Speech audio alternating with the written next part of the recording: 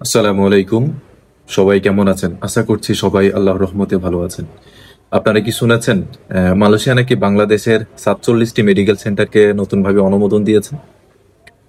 এই খবর নিয়ে সোশ্যাল মিডিয়ায়, ইউটিউবে চলছে তোলপাড়। কিন্তু আসল সত্যটা জানেন কি আপনি? অনেক ইউটিউব চ্যানেল ও ফেসবুক পেজে বলা হচ্ছে মালয়েশিয়া সদ্য 47টি নতুন মেডিকেল সেন্টার অনুমোদন দিয়েছে।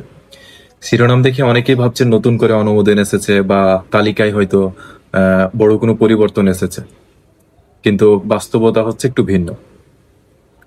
আসলে এই 47টি মেডিকেল সেন্টার তালিকা বহু আগে থেকেই মালয়েশিয়ার FWCMS বা foreign worker centralise management system ওয়েবসাইটে প্রকাশিত। আপনি চাইলে নিজেও চেক করে নিতে পারেন।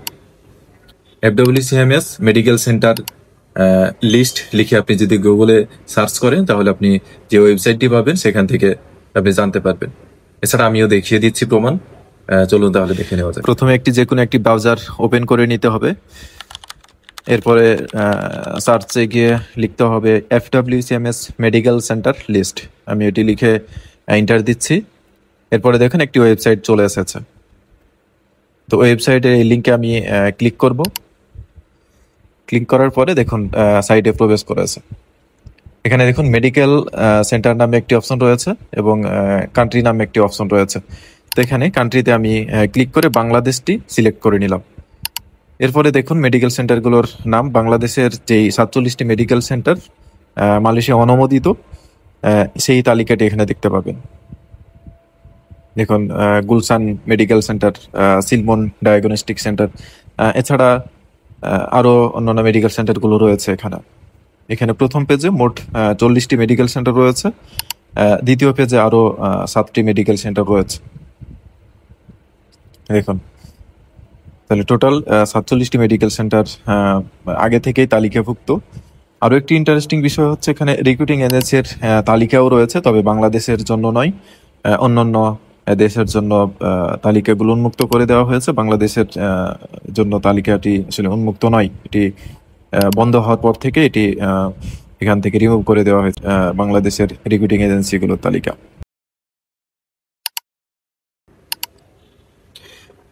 এই মেডিকেল সেন্টারগুলো আগে থেকেই মালয়েশিয়া কর্তৃক অনুমোদিত, নতুন কিছু নয়। শুধু পুরনো তথ্য নতুনভাবে প্রচার করা হচ্ছে আর কি, মানুষকে বিভ্রান্ত করা হচ্ছে। 2022 সাল থেকে শুরু করে 2024 সাল পর্যন্ত যারা মালয়েশিয়া গিয়েছেন, তারা এই তালিকাভুক্ত মেডিকেল সেন্টারগুলো থেকে মেডিকেল করে গেছেন। এমনকি যাদের মেডিকেল রিপোর্ট রয়েছে কিন্তু এখনো মালয়েশিয়া যেতে পারেননি, মেডিকেল করেছিলেন তখন কিন্তু মালয়েশিয়া যেতে পারেননি, মেডিকেলের মেয়াদ উত্তীর্ণ হয়ে গেছে, তারা মিলিয়ে নিতে পারেন তাদের রিপোর্টে থাকা সেন্টারটি এই তালিকার মধ্যে আছে কিনা। অবশ্যই পাবেন। তবে একটা কথা মনে রাখতে হবে, অনেকেই টেস্ট মেডিকেল বা অস্থায়ী মেডিকেলের নামে বিভিন্ন জায়গায় মেডিকেল করেছেন, সেগুলো আসলে তালিকাভুক্ত নয়। তাই সবসময় অফিসিয়াল লিস্ট অনুযায়ী যাচাই করে নেওয়াই সবচেয়ে ভালো। ভুল তথ্য বা বিভ্রান্তিকর ভিডিও দেখে যে কেউ সিদ্ধান্ত যেন না নেন। FWCMS এর অফিসিয়াল ওয়েবসাইট থেকে তথ্য যাচাই করে বিশ্বাসযোগ্য উৎস থেকে আপনারা সিদ্ধান্ত নিন, এটাই চাই। অবশ্যই যেন বিশ্বাসযোগ্য উৎস থেকে আপনার সিদ্ধান্ত হয়। আপনার সচেতনতা আপনাকে ঠকানোর হাত থেকে অবশ্যই রক্ষা করবে। ভিডিওটি উপকারী মনে হলে লাইক দিন, কমেন্ট করে আপনার মতামত জানান, আর চ্যানেলটি সাবস্ক্রাইব করতে ভুলবেন না। ধন্যবাদ সবাইকে। আল্লাহ হাফেজ। আসসালামু আলাইকুম।